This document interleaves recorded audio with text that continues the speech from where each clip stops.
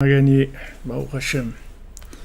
Alors vous voyez, comme on disait tout à l'heure, qu'en fait ce pirate-là, il va faire passer la jeune fille dans les endroits où sa maman s'est cachée, et de là-bas, il va réveiller le mérite de la racine même de leur couple. C'est-à-dire que maintenant ils ont des difficultés à réaliser le projet de leur mariage. On voit qu'il y a des oppositions énormes, que ça atteint même des niveaux où le beau-père il veut assassiner son gendre tellement il veut pas que sa fille se marie avec lui. Donc ça atteint des niveaux très très forts dans la destruction, dans le mal. Et on voit que comment on va arriver à réparer ça, précisément par le fait que ce pirate, il va se cacher avec elle dans les mêmes endroits où sa maman s'est cachée. Et de là-bas, ça va réveiller le mérite dans la racine, et de là, on va prendre toute la force pour pouvoir justement réaliser la vie de ce couple-là. Donc, comme il dit Rabbi Nachman à son frère, quand il écrit à son frère Rabbi Yechiel, il lui dit « Sache que tous les opposants que tu as, s'ils savaient le bien qu'ils te faisaient, en s'opposant à toi, ils seraient pas opposés à toi, parce que c'est vraiment des gens méchants et mauvais. Donc s'ils savaient en s'opposant à toi, ils te font du bien, en fait, ils s'opposeraient pas à toi. Donc on voit de là que toutes les situations dans notre vie qui s'opposent à nous, en fait, il n'y a rien qui va contre Hachem, ça va tout dans le même sens. Et seulement le Amalek, en fait, c'est le dindon de la farce. C'est pour ça qu'à la fin, Esav, il va demander à Hachem un salaire, parce qu'il va dire, mais en fait, je me rends compte que toute la réussite qu'il y a eu dans le monde, elle vient de moi. C'est-à-dire que c'est moi qui ai aidé à la réussite. Il dit, Hachem, il lui dit, c'est vrai, mais ce n'était pas ton intention, c'est pas ce que tu cherchais. Toi, tu étais un assassin, toi, tu étais un rotséach, comme c'est écrit pour Esav, que Esav vivait avec son épée. C'est-à-dire que lui, Esav, il cherche à voler et à tuer les gens. Maintenant, dans cette façon-là qu'il a de faire, en fait, il est en train de nous aider à remonter à la racine de nous-mêmes, à nos origines même, et d'aller puiser là-bas les énergies et le mérite pour pouvoir réaliser notre but sur terre. Donc en fait, il est entièrement inclus dans la providence divine. Seulement quand c'est lui qui joue, alors c'est désagréable, c'est difficile. Mais en fait, il est complètement soumis à Hachem. Et ça, c'est-à-dire tout ce qu'il y a dans le monde, c'est soumis à Hachem. C'est-à-dire qu'il n'y a personne qui fait des choses, qui fait ce qu'il veut et qui manipule quoi que ce soit. Les manipulateurs, en fait, c'est ceux qui sont le plus manipulés. Merci David Cohen. Hachem il shomer emet leolam, exactement. Qu'Hachem te bénisse, refoua shlema, David Ben Mesouda Cohen, mon ami. Vous comprenez? C'est-à-dire que si on lâche pas on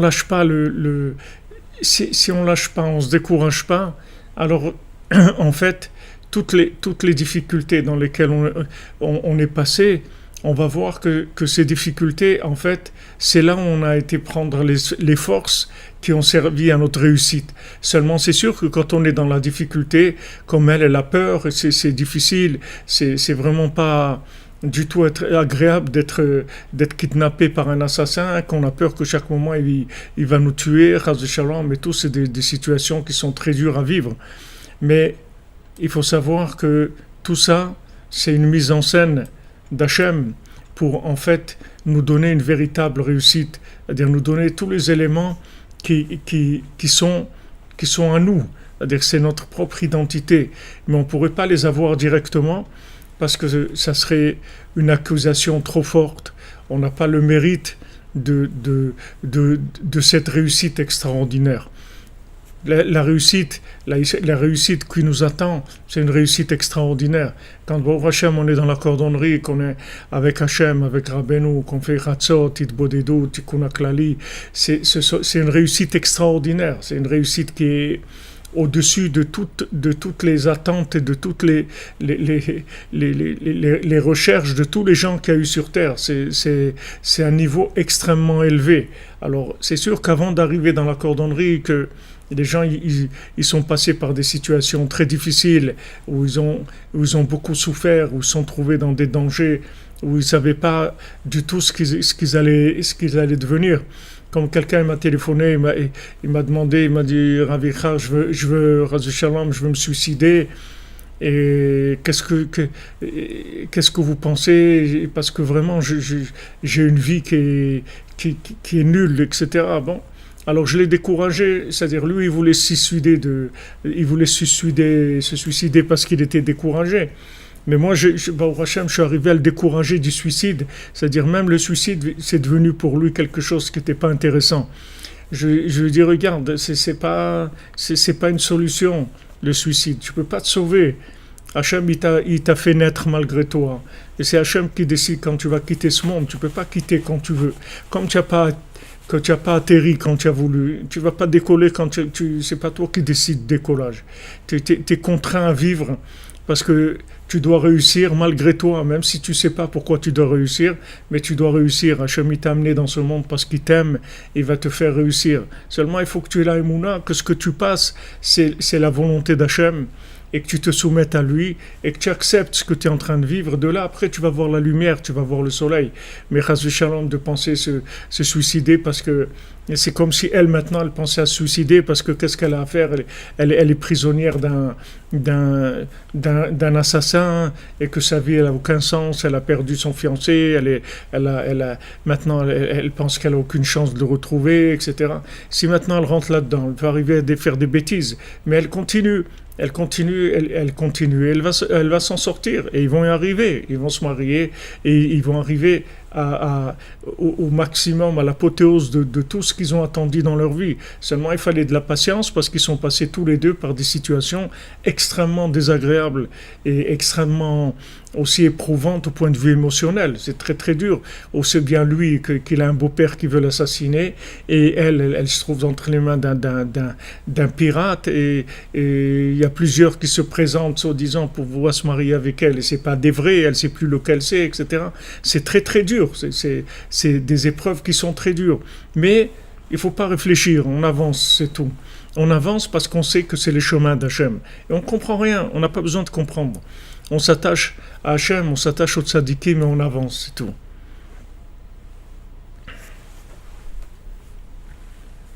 Amen, amen.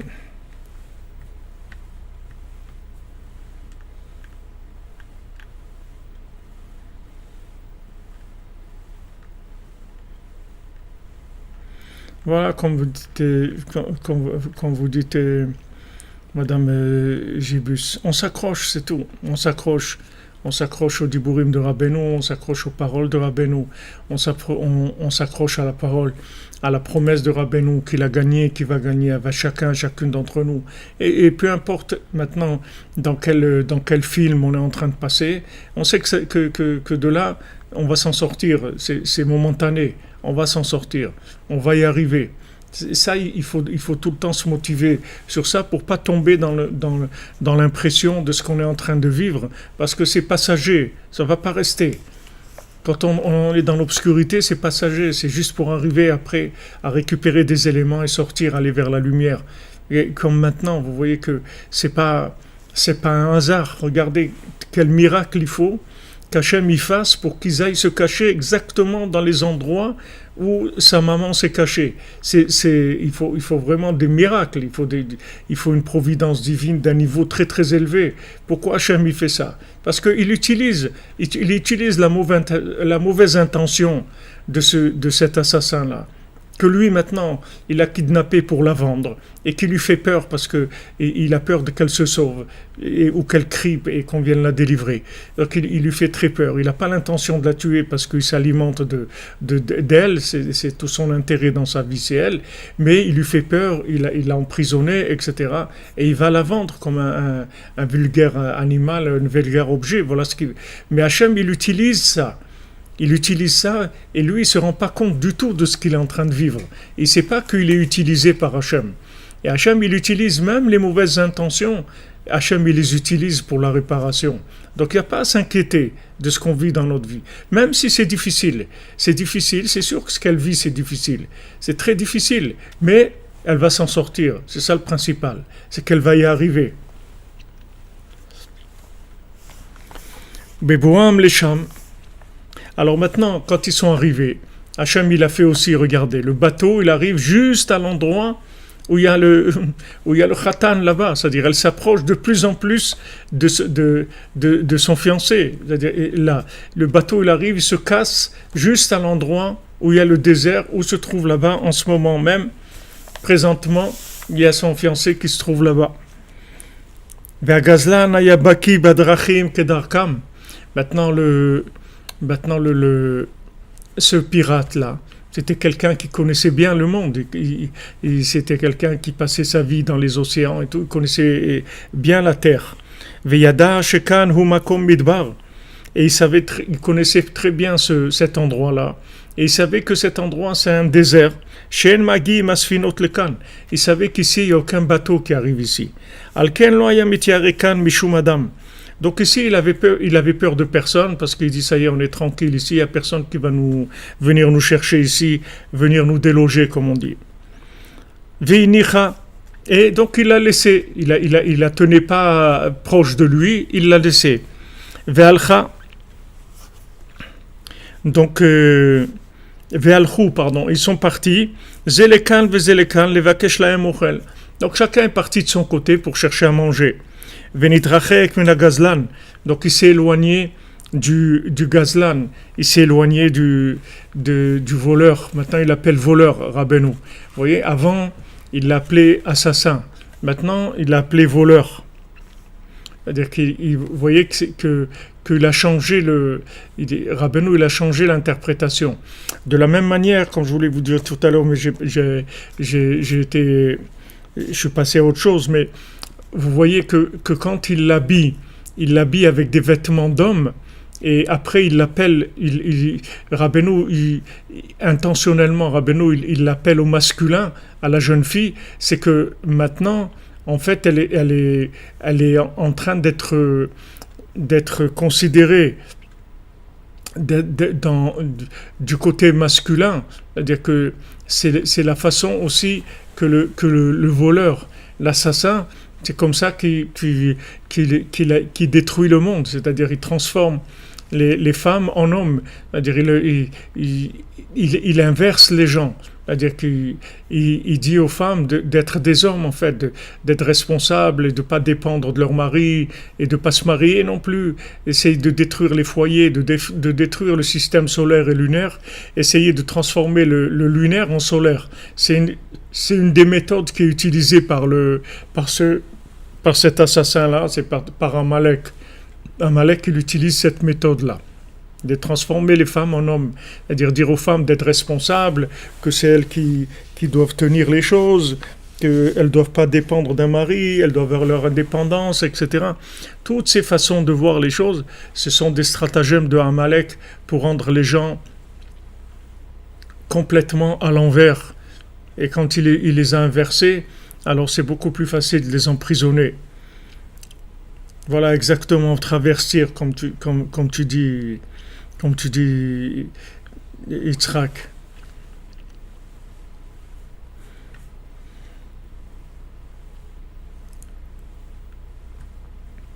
Patrick Karel, qu'Hachem il te délivre, Bezat Hachem.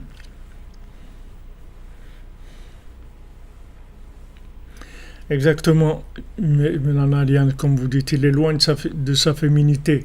Il l'a habillé en homme, tout simplement. Et Rabbeinu, c'est pour ça que Rabbeinu, il utilise, dans sa façon de raconter le conte, il a commencé à l'appeler au masculin aussi, pour rentrer vraiment dans le rôle dans lequel elle a été mise maintenant, pour que ça soit exactement ce qu'elle est en train de vivre. Et d'un autre côté, maintenant il appelle un voleur à lui. Avant, il appelait Rabbeinu, il appelait un assassin. C'est-à-dire, depuis le départ, Rabbeinu l'appelle un assassin. C'est un assassin, Rotsear, c'est un assassin. Maintenant, Rabbeinu l'appelle un voleur. C'est-à-dire que maintenant, il faut que tu saches que cet assassin-là, en fait, c'est pas tuer qui veut, c'est un voleur. C'est-à-dire, c'est quelqu'un qui vole. C'est pas quelqu'un qui veut tuer. Des fois, on croit que les gens, ils veulent tuer, ils veulent détruire et tuer. En fait, ils veulent voler, ils veulent pas tuer.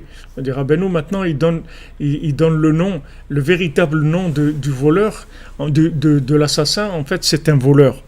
Comme ils ont appelé les communistes en Russie, ils les appelaient les juifs, ils les appelaient les gazlanim, ils les appelaient les voleurs. Ils appelaient pas les communistes ou les assassins, bien qu'ils ont tué des millions de gens, mais ils les appelaient des voleurs. Parce qu'en fait, tout leur but, c'était de voler le bien des gens, c'est tout. Les biens des gens, maintenant, ils ont habillé ça sous des théories, soi-disant, d'égalité, etc. Mais leur but, c'était de voler les riches. Vers Gazlan alar bedarko. Alors maintenant, chacun s'est séparé pour aller chercher à manger. Alors c'est normal, il va pour la parnassa, chacun il va travailler, etc. Donc à ce moment-là, il se méfie pas d'elle, puisque maintenant elle va travailler comme lui, elle va dans le monde des affaires et tout. Il dit bon, ça va, c'est quelqu'un de normal. Yaakov, il a déguisé ses mains en Esav pour aller travailler. Donc ça va, il est tranquille. Esav, il est tranquille. Il dit du moment où il est dans le monde du travail et de l'argent, c'est bon, on est sur la même longueur d'onde. Alors il croit qu'en fait elle est soumise à lui complètement, c'est-à-dire qu'elle a perdu complètement son identité.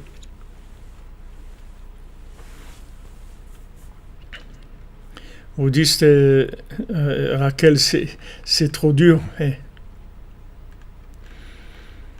On va être délivré. On va être délivré, ça c'est sûr. Qu'est-ce que vous voulez qu'on nous délivre avant qu'on ait fini? On va être délivré, pourquoi? On doit être délivré dans notre perfection. On ne peut pas nous délivrer tant qu'on n'est pas à la perfection. Nous-mêmes, on va regretter, parce qu'une fois qu'il y a la délivrance, après, qu'est-ce qu'on va faire? Rabbi Nachman, il a arrêté les tzadikim qui voulaient amener le Mashiach. Il a dit, vous allez amener le Mashiach, ok.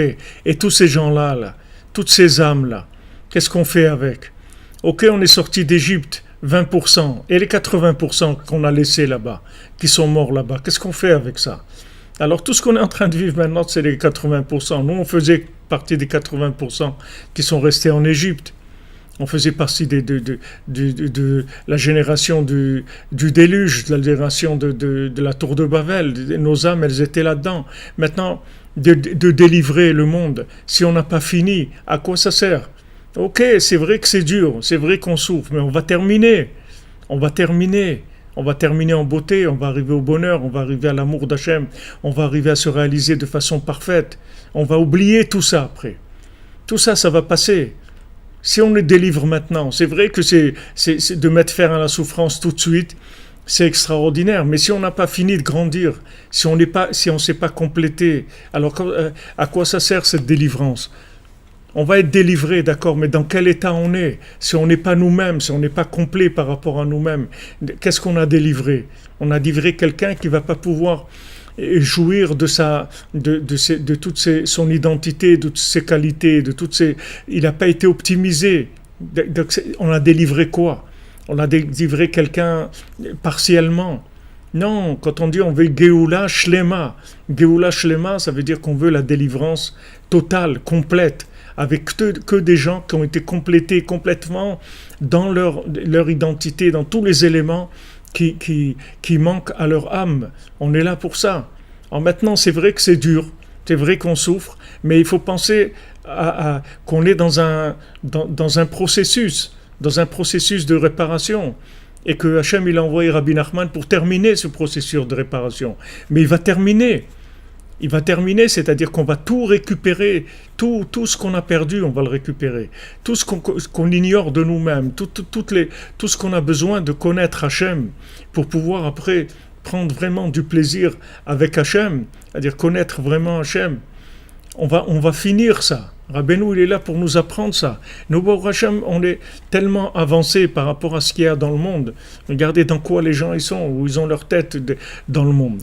Regardez comment qu'on est avancé. Alors, on attend que les autres aussi, ils arrivent, Bezrat Hashem. Mazal Tov, Elisabeth Yacoub, que jusqu'à 120 ans, Bezrat Hashem. Dans la joie, dans le bonheur, satisfaction de vos enfants, que du bien, Bezrat Hashem. Voilà, exactement. On veut la totale, c'est-à-dire on veut tout. On veut pas que une partie de nous-mêmes. Ah, Refouach Lema et Naïma, vous enlevez une dent. Bezrat Hashem, Refouach Lema.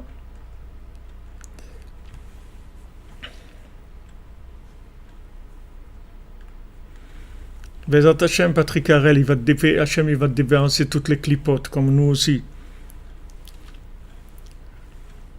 Vous comprenez, Steph et Raquel, on est là pour... on veut terminer déjà. Vous croyez qu'après toutes les souffrances qu'il y a eu depuis la création du monde, maintenant on va demander qu'on finisse parce qu'on n'a pas la force de vivre les souffrances et les douleurs qu'il y a. Et le monde a souffert depuis presque 6000 ans. C'est un monde que des souffrances et des guerres et des choses.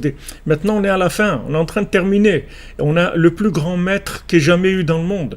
Celui qui est capable de délivrer 100% des gens, pas 20% comme Moshe Rabbeinu. 100%, Rabbeinu il a garanti 100% la réparation du monde et de chacune d'entre nous, de nos parents, nos grands-parents, nos arrière-grands-parents, jusqu'au premier homme. Donc maintenant, c'est pas le moment de baisser les bras. On avance, c'est tout. On fait confiance, on avance et on sait que ça va bien se terminer, Bezrat Hashem. Oui, c'est vrai qu'on n'a pas de force.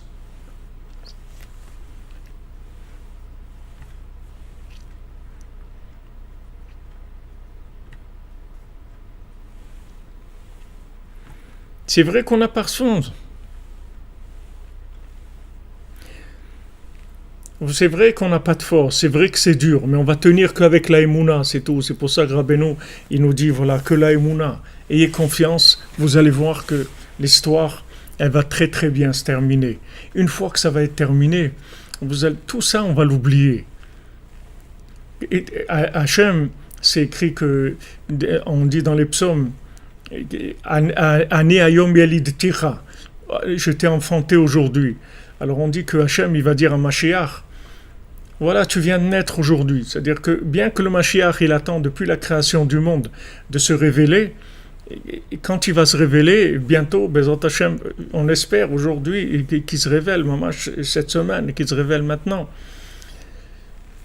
Quand le Mashiach, il va se révéler, Hachem, il va lui dire Ani ayom yalidticha, je t'ai enfanté aujourd'hui, c'est-à-dire que le Mashiach, ça va être tellement extraordinaire, la Géoula, qu'il va oublier toute l'attente qu'il a eue depuis la création du monde. Vous voyez, c'est pas comme nous. Nous aussi, ça fait longtemps qu'on attend. Nous aussi, on est revenus beaucoup de fois dans ce monde. Mais heureusement, Baruch Hashem, que nous, on sait pas. Nous, on a l'impression qu'on vient de naître. On sait pas qu'on est né déjà plusieurs fois, qu'on est mort plusieurs fois, qu'on est à chaque fois en train d'essayer de nous réparer. Baruch Hashem, qu'on est tombé chez Rabbeinu, qui nous garantit qu'on reviendra plus parce qu'il va nous réparer complètement. Ça, c'est Baruch Hashem, qu'on a un maître comme ça qui garantit la réparation totale. C'est quelque chose de merveilleux. Mais une fois que Bezrat Hashem, on va être délivré, on va oublier toute la souffrance. Toute la souffrance, ça va s'oublier. Ça va partir complètement. Il va nous rester que la joie de la délivrance. Ça va être tellement merveilleux, la délivrance, que toutes les souffrances qu'on a pu avoir, elles vont s'effacer de notre mémoire complètement. Elles ne vont même plus exister. Comme le Mashiach. Si le Mashiach, Hashem, il va lui effacer 6000 ans de souffrance, alors, plus forte raison, nous, les souffrances qu'on a eues dans notre vie, qu'elles vont s'effacer toutes devant la grandeur du bonheur de la délivrance. Bien sûr, Cédric Sedok, tout le monde va être réparé, il n'y a aucun problème. C'est une garantie de Rabbeinu, il n'y a aucun problème.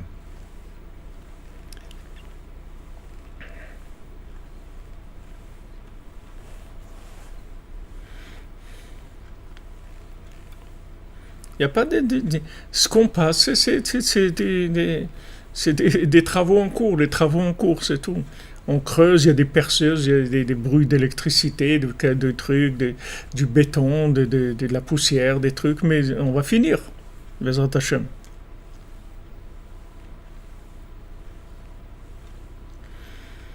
Comment je fais, Colette Amazon, pour répondre aux questions que vous ne posez pas? C'est ça, je vous l'ai dit plusieurs fois, c'est que on est tous, on est dans la yeshiva de Rabbeinu. La yeshiva de Rabbeinu, elle se construit avec nos âmes. Donc, c'est Rabbeinu qui envoie les enseignements. Donc, lui, il sait exactement ce que chacun est en train de vivre. Donc, dans l'enseignement, il vous envoie les réponses. Moi, je ne suis pas conscient. Moi, je ne sais pas de quoi je parle. Moi, je parle, c'est tout. Mais c'est pas, ne croyez pas que je suis pas un baba, je suis pas un. Je fais passer l'enseignement. Je suis comme un haut-parleur. Je fais passer l'enseignement. Mais dans cet enseignement, vous vous reconnaissez parce qu'en fait, il vient de vous. Il vient de l'expression de vos âmes. Merci, Baba Cyril. Qu'Hachem te bénisse. Vous comprenez?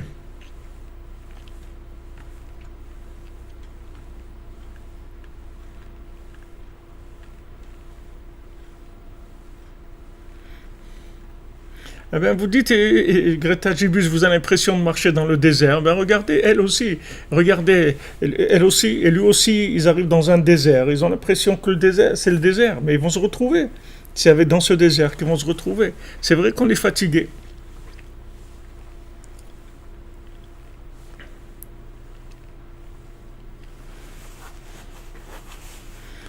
Je suis pas un grand rave, je suis pas un grand rave, je suis pas un grand rave, je suis juste attaché à Rabbeinu, j'aime Rabbeinu, c'est tout.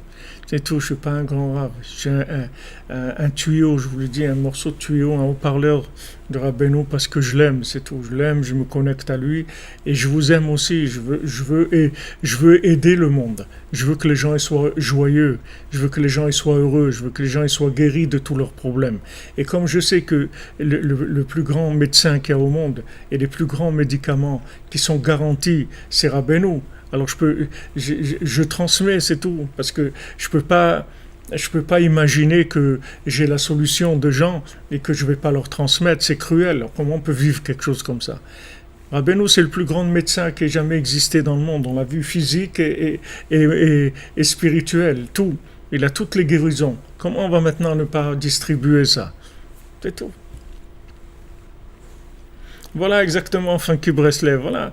Il y a des tuyaux, et des tuyaux de tuyaux, des tuyaux de tuyaux de tuyaux, etc. Jusqu'à qu'on arrive là, chacun là où il est. Il est un tuyau, il a reçu. Et voilà, il transmet à tous les gens avec qui il est en contact. Que ce soit dans le commerce, dans la famille, dans les rapports humains, n'importe où. Il transmet la lumière de Rabbeinu. Ouais, c'est vrai que il y a plein d'Amalek, il y a plein de pervers et des fous et tout, mais malgré ça, malgré tout ça, on va y arriver. Comme on voit, tous ces pervers, ces Amalek, en fait, ils sont en train de faire le jeu d'Hachem. C'est eux qui sont à plaindre, parce que eux vraiment, ils travaillent pour rien et ils auront rien. C'est-à-dire tout ce qu'ils font, à la fin, ils auront rien du tout, parce qu'ils n'ont fait que servir Hachem. Mais comme c'était sans le savoir et que leur intention c'était le contraire, alors ils auront rien du tout. Eux, ils sont à plaindre, mais pas nous. Nous, on cherche Hachem. C'est eux qui nous servent, c'est pas le contraire. Pas le contraire.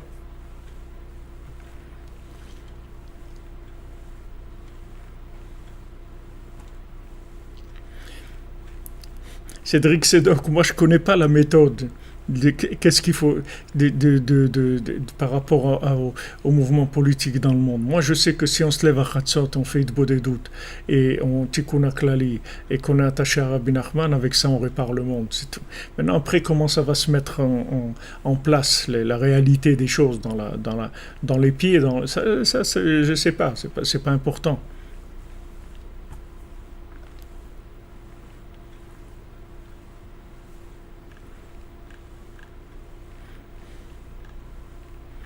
Amen, amour, à vous tous aussi, Bézant Hachem.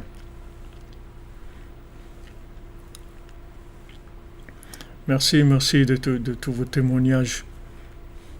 Voilà, on est dans le camp des gagnants, comme vous dites, Funky Breslev.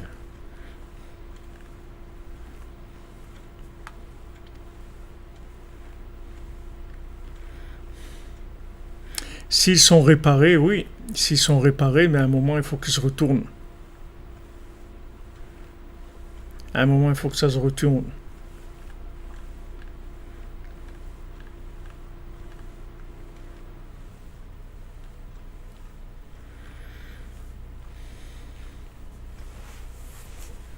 Bezrat Hashem, on y arrive.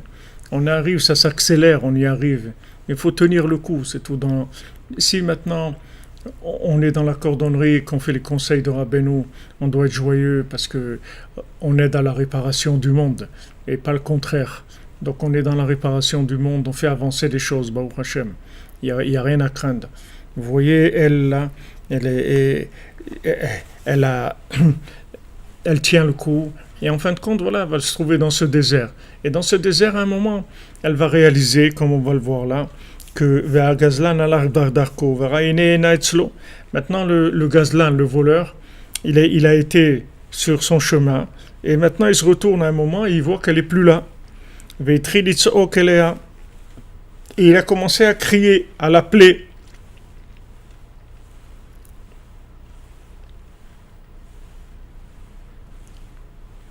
Merci, Kouet Amazon.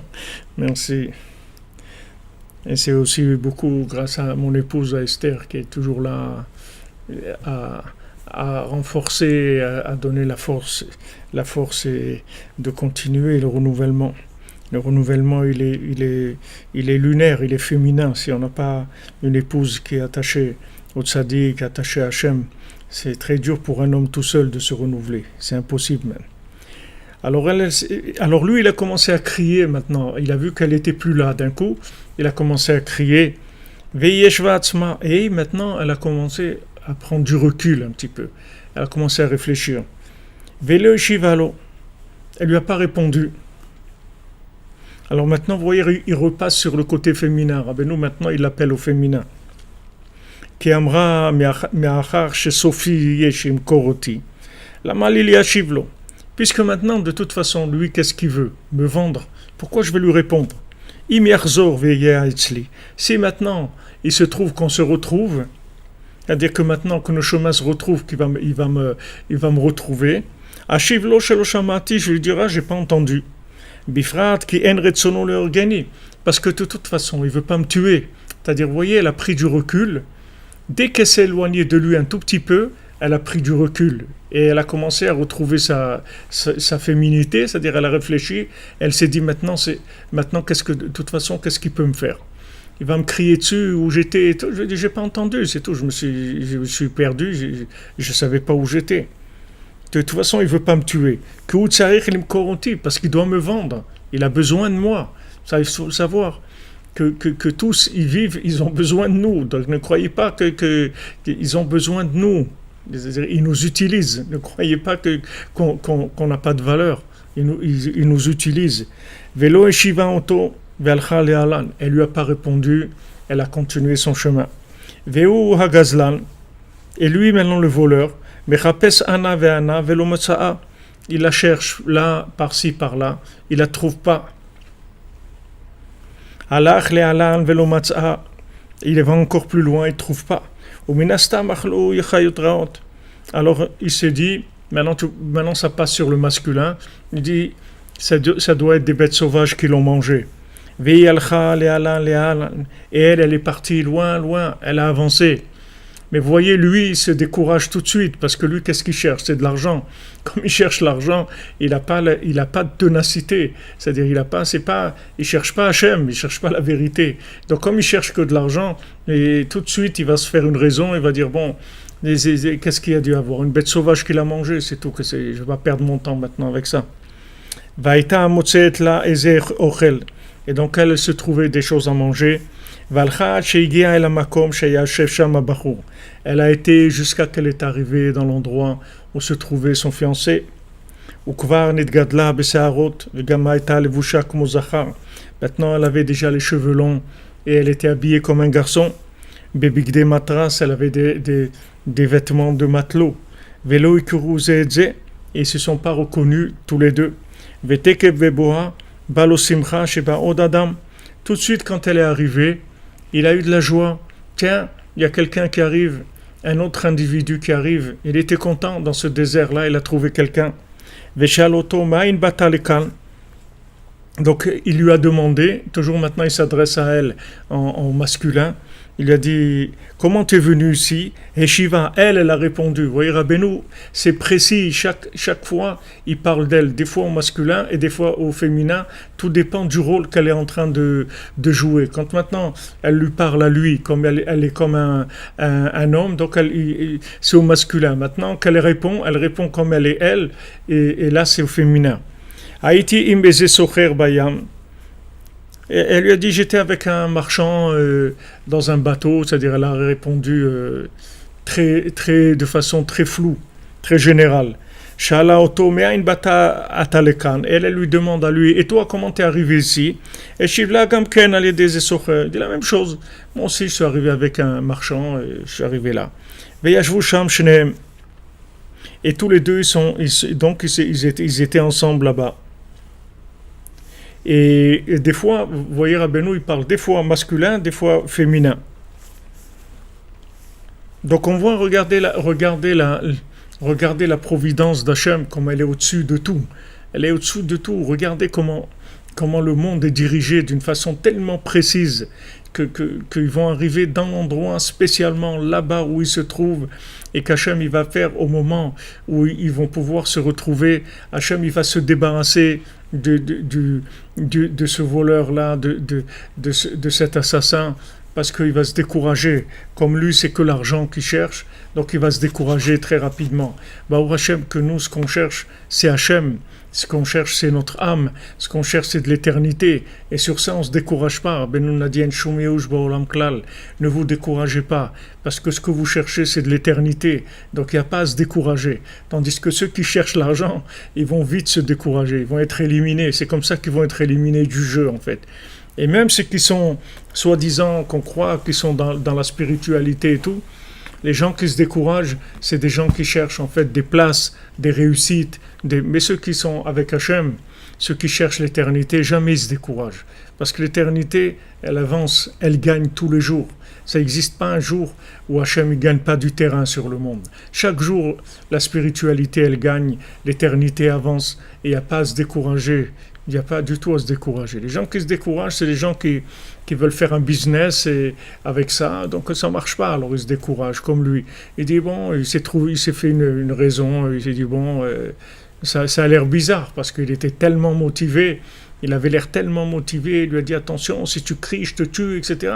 Mais vous voyez que tout ça, c'est du cinéma, parce qu'il suffit une petite difficulté, et ça y est, il a abandonné. Il n'a même pas attendu ni une semaine, ni un mois, ni rien du tout. Tout de suite, il a abandonné. Et c'est comme ça qu'ils vont nous lâcher, quand ils vont voir qu'il n'y a rien à gagner avec nous. Parce qu'en fait, on n'est pas intéressé par le système dans lequel eux, ils se trouvent. C'est comme ça qu'ils vont nous lâcher. Parce que ce qu'ils cherchent, c'est l'argent.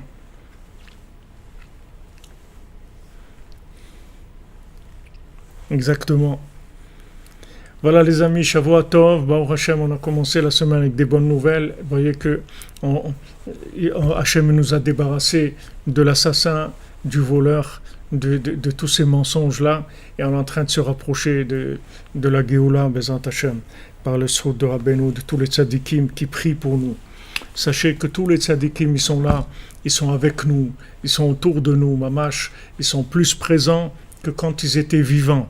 On a tous les tzadikim qui sont autour de nous. C'est juste qu'il vous faut de la émouna, c'est tout. Ayez la émouna, cherchez le contact, vous allez voir que tous les tzadikim, ils sont autour de vous. Mamash, ils sont vivants, et ils nous dirigent, et ils nous font des allusions, et ils nous aident, ils nous protègent. Ils sont là, plus présents qu'ils n'ont jamais été. Vous voyez, il y a eu des périodes dans le monde où il y avait des millions de tzadikim dans le monde. Il y avait beaucoup de tzadikim, comme il dit le Harizal, il y avait 1,2 million en Eretz Israël, dans la région de Tzfat et Tveria, tout ça, il y avait 1,2 million Tanaïm Amouraïm vivants, qui étaient là, vivants. Aujourd'hui, on a tous les tzadikim, ils sont là autour de nous. Ils sont mamash, comme on dit, à fleur de peau, juste là, à côté de nous. Il faut de la émouna, il faut chercher, il ne faut pas arrêter de chercher. Et tous les jours, toutes les nuits, tous les jours, il faut chercher sans arrêt. Bikshu, Panav Tamid, chercher le visage d'Hachem Tamid. Comme Rabbeinu dit, Bakeshu panav tamid, chercher son visage tout le temps. Qu'est-ce que c'est son visage? C'est les tzadikim. An peshrinta, tzadikaya an peshrinta. Le Zohar il dit, les tzadikim c'est le visage de la shrina, c'est le visage d'Hachem. Il faut les chercher, ils sont là. Rabbeinu l'a dit, je reste avec vous, je marche devant vous. Donc ils sont vraiment là avec nous. Juste la émouna et de la recherche, Bezat Hachem, et se renforcer ensemble, bien sûr, dans l'amitié, dans le tzaddik, dans l'amour du tzaddik, se connecter ensemble dans le shalom et la recherche sincère, c'est tout ce qu'on veut. Avec ça, on arrive à tout, Bezrat Hashem.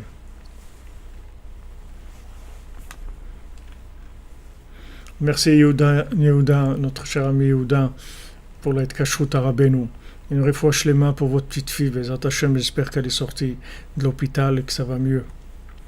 Et Bezrat Hashem, une grande consolation pour notre amie Sandrine, pour sa maman Janine Bateglantine, les Nishmata, Bezrat Hashem, que l'enterrement se passe bien, qu'elle ait la force de faire tout ce qu'il y a à faire, Bezrat Hashem, d'assumer pour son bien à elle, pour le bien de la défunte et de sa neshama, Bezrat Hashem.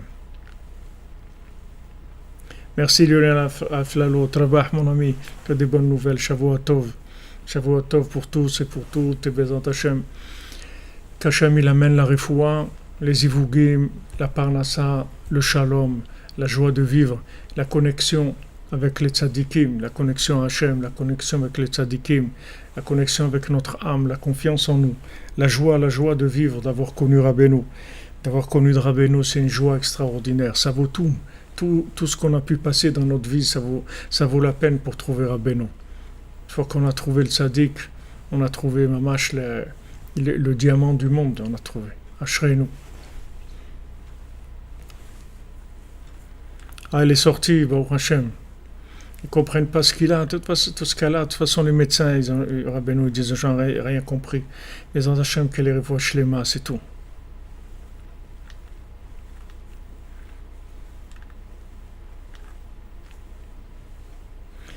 Vous dites, Patrick Harel, votre fiston, il est connecté. Baruch Hashem. Baruch Hashem, on va connecter le monde entier, vous allez voir.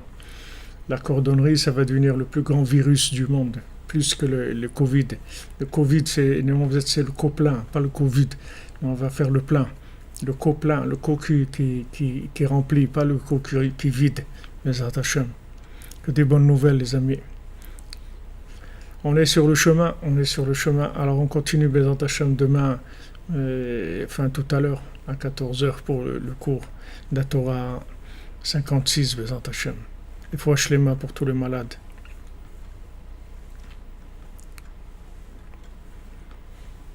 Amen, amen, le monde Breslev, exactement. Tous les gens, ils vont voir qu'ils ont un cœur de chair. Oui, sauf Koulam Yeh Breslev. Exactement, c'est Rabbeinu qui a dit.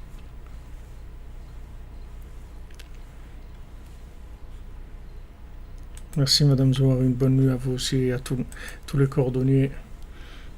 Une bonne nuit avec des beaux rêves et une excellente semaine avec des nouvelles magnifiques qui nous réjouissent.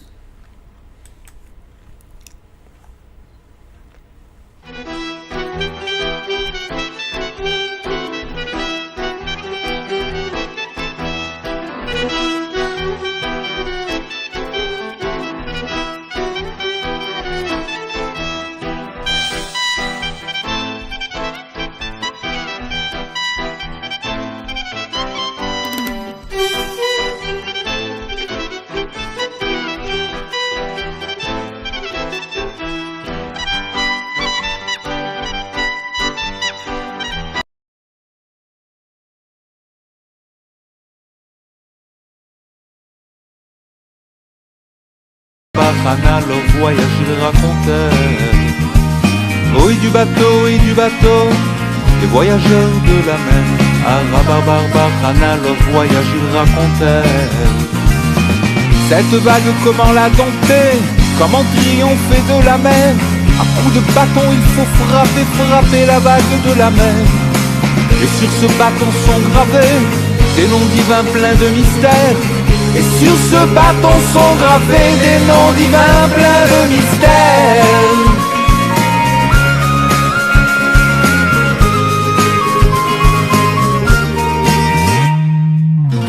du bateau, les conquérants de la mer.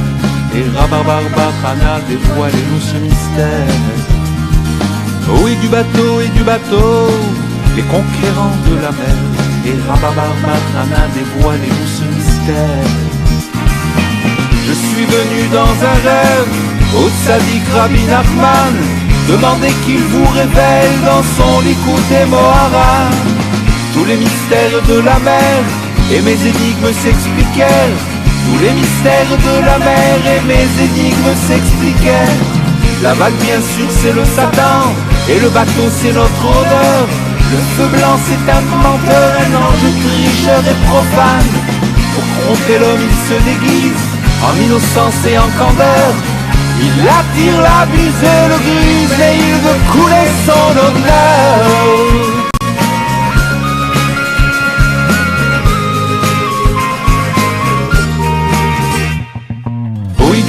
Et du bateau, les voyageurs de la mer. Tzadikim qui triomphèrent et ce bâton merveilleux. Oui, du bateau, les voyageurs de la mer. Tzadikim qui triomphèrent et ce bâton merveilleux.